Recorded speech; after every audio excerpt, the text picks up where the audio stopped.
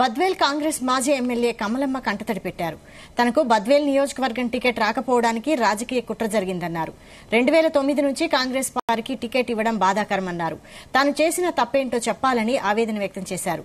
రాష్ట్ర నాయకత్వం తన అభ్యర్థిత్వాన్ని మరోసారి పునరాలోచించి కాంగ్రెస్ పార్టీ టికెట్ను తనకు కేటాయించాలని విన్నవించారు విమలమ్మ.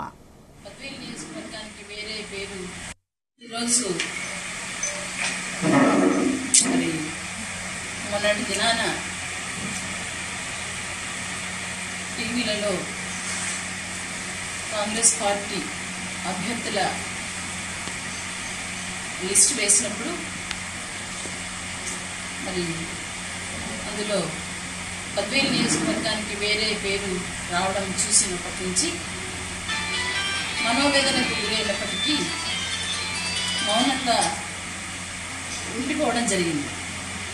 అయితే నియోజకవర్గం నుంచే కాకుండా రాష్ట్ర స్థాయి కానీ జిల్లాల స్థాయి వారిగా కానీ కేవలము కాంగ్రెస్ పార్టీ వారే కాకుండా ఇతర పార్టీలు వారు నాయకులు వీరందరూ కూడా ఏమిటి ఈ అన్యాయమని ప్రశ్నించడమే కాకుండా మన నియోజకవర్గంలో ఉన్నటువంటి కార్యకర్తలు నాయకులు అందరూ కూడా ఎంతో వేదనకు గురైనటువంటి సందర్భం. అందుచేత కార్యకర్తలను నాయకులను ఆ మనోవేదనకు గురి చేయకుండా ఉండడం కోసం నేను ఉన్నాను అని భరోసా ఇవ్వడం కోసమే ఈ పార్టీ ఈ ప్రెస్ మీట్ పెట్టడం జరుగుతుంది. అనేక సందర్భాలలో నేను మీడియా ముందుకు వచ్చినప్పుడు నా ప్రస్థానం కూడా చెప్తూ వచ్చాను.